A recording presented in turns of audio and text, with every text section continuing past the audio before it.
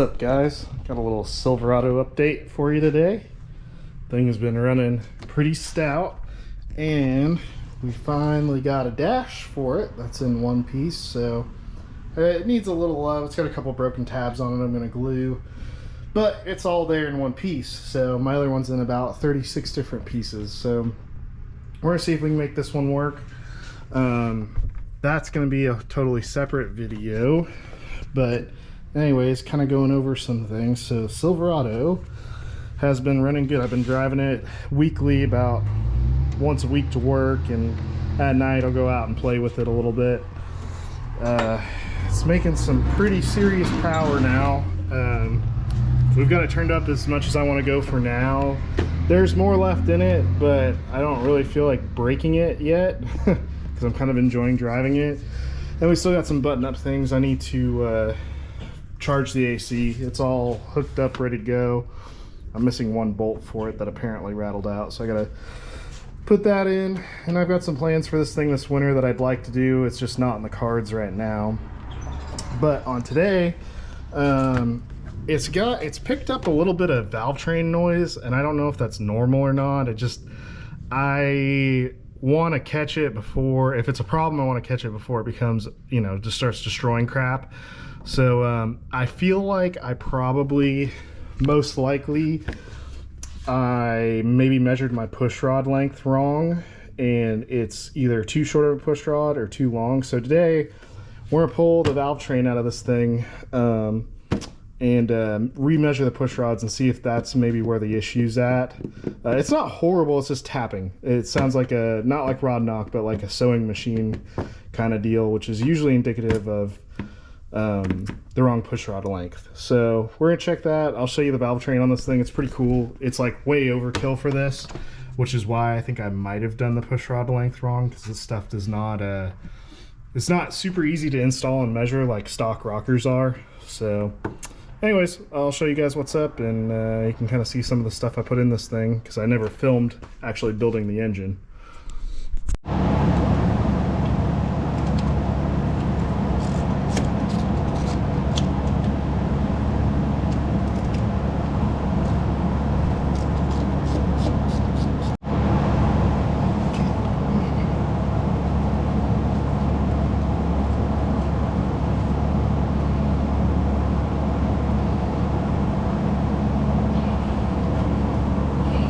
Unplugging the coils. So I designed this, or planned this, I wouldn't say design, planned this where I could pull everything in kind of one shot. So all you gotta do is disconnect the coils, disconnect the breather for the valve cover, and disconnect the cylinder head ground for the coils, and you can pull the whole valve cover off in one piece. So that's what we're gonna do.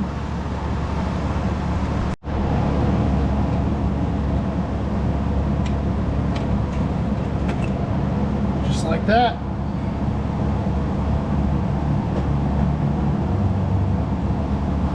Okay, I'm gonna undo our breather now and then pull valve cover. Alright, quick thing I was going over. If you have a lot of AN stuff, I know I'm a big Motion promoter. No, I'm not sponsored by them. Everything I buy is 100% at full price. I just really like their stuff.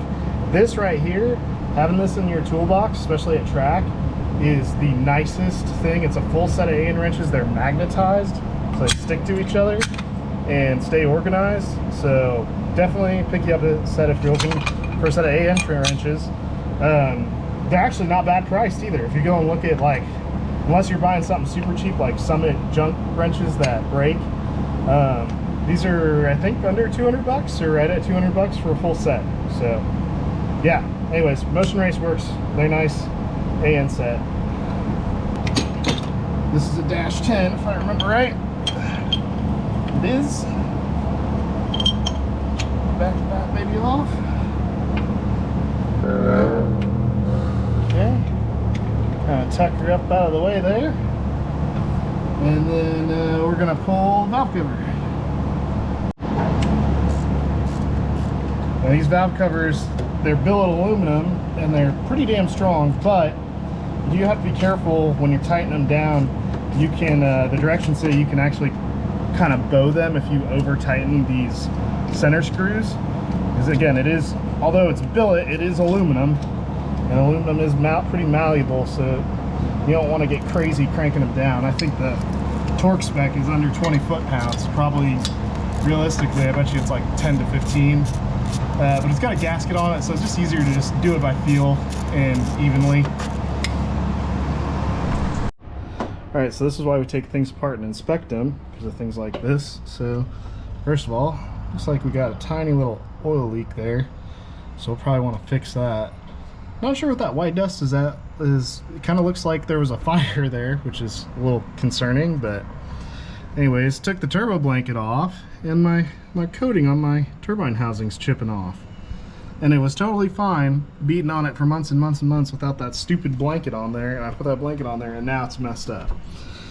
So, and it like even started messing up the back of my downpipe, which kind of sucks. So, not cool, not thrilled about that, but we're definitely gonna probably address that fitting, see why it's doing that, and maybe put some more sealant or something on it. But let's pull the valve cover off here. Sneak that out of there. Alright. So, valve cover comes out. Nice. Again, Motion Raceworks piece. All baffled for the this with their catch can just makes the PCV stuff a non-issue. Like, my catch can fills so slowly. Of course, this engine's fairly tight. You know, I set the ring gaps pretty close together based on what my engine builder recommended. So it doesn't have a lot of blow-by to begin with, but you can see our pretty sweet rocker setup here. So the only negative to this versus the stock, okay, so first of all, this is like way extreme for what we're doing. I mean, this thing shifts at like 6,500 RPM. We're not revving it out. This would be more ideal for someone who's running above 7,000, like pushing it hard, you know, maybe even upwards of 8,000. And it kind of makes it a pain for service, because as you can see, like the stock rockers, you can take each individual one off. There's no shaft between the two. You just take the bolt off and that's it. You're done. You can pull the whole rocker out. This one, what we'll have to do is they're in sets of cylinders. So these two front cylinders, in order for you to take one rocker off, you have to, or no, I am wrong. I forget. You can pull them off a cylinder at a time. So this set comes off, this set comes off, this set comes off, and so on and so forth.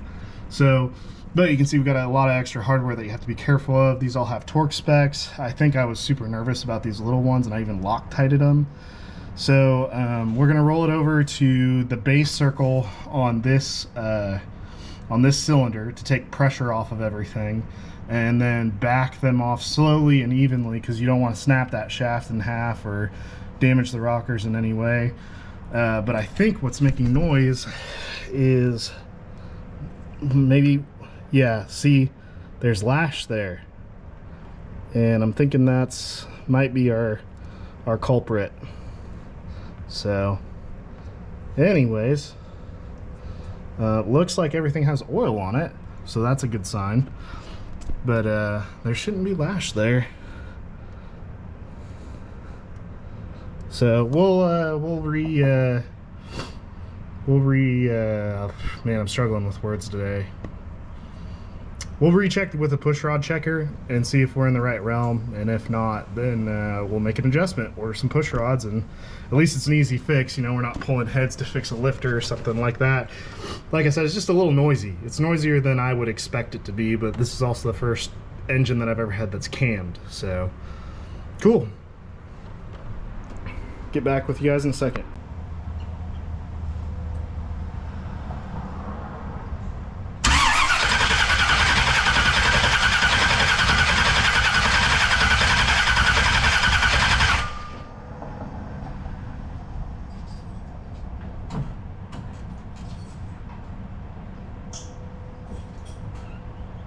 Well, hopefully that was kind of a cool video for you. What I was doing there is building a little bit of oil pressure to make sure the lash wasn't there because the lifter's pumped down. And as you can see, I can pull on that back one and I can actually wiggle it. So they should be pumped up, which means my push rods are just a hair too short. I need to increase size, and I bet you that'll quiet this thing down. So let's get to measuring. Got that side done. Already measured everything, ordered the correct push rods, so I'm putting them in now. Ended up swapping just the exhaust. The intake was perfectly in spec. Exhaust was like almost 40 thousandths too tight, so I'm hoping that's what was making all that noise. I'll go over real quick just how you do this. So if you're measuring push rod length, you should, this is not hard to do, and on any kind of cam swap, honestly, you should just do it. I know a lot of stock LS lifters have like 100 thousandths of like plus or minus where the push rod can be without bottoming the plunger and the lifters out. But I honestly think you hear about all these people having lifter problems, lifter failures. Part of it is, yes, they're buying China junk lifters and not good ones. But I think some of them are actually probably have the wrong push rods in them, and it's hurting the lifters and causing all these lifter issues. So what you do is you need a push rod length checker tool. There's a couple different ways to do it. This, for the DIY guy, is probably the most easiest. It's got to be in the range that you're looking for. So Comp sells a whole bunch of different ones. LS push rods are 5/16, and then you need 6.8 to 7.8 should get you in the range. Stock push rods are 7.4 in length. So this thing, how this works, as you see, there's two lines there. Okay, it rotates outwards. One full turn is 50 thousandths of an inch. So what you're going to do is you're going to pick whatever cylinder is easiest for you, typically the front one, and you're going to stick this thing in the intake push rod, and at this point it doesn't matter how long it is, and you're going to roll the engine over until you feel the intake start to open. So it's going to start pushing up on the push rod. When the intake's opening, you're on the base circle of the exhaust cam. So you have to check you have to make sure you're on the base circle of everything, because you have to be on base circle, otherwise you'll get a false reading. So once you're on the base circle of the exhaust cam, you stick this thing in there, stick your rocker bridge and rocker back on, and torque it to spec, and then you're going to open this until you achieve zero lash. Now when I say zero lash, I don't mean open it until it starts smashing the plunger and the lifter down. Nope, you're gonna do it all by hand until you can't, there's no like tapping or ticking sound that you can make with the rocker back and forth. Side to side play is okay. It should have some side to side play. It shouldn't be so tight you can't move it left and right, but up and down there should be zero. You shouldn't have it. Then you're gonna do a little math, and I'll show you that here in a minute. But basically you're gonna take that length plus your lifter preload and your measurement. So like, let's say it took 5.5 turns, 5 turns, we'll make it easy, 5 turns to get zero lash. So it'll be 6.8 plus whatever 5 times 50 thousandths is, will give you the length of your push rod with no preload, and then you're going to add your preload to it. So in this case, Johnson wants 35 thousandths of preload, so you add 35 to it, order your push rods, and you're done. So we've done that. Like I said, I'll show you the math here in a second, but let me go ahead and get this buttoned up because I'm kind of in a time crunch right now. So, all right, hang tight.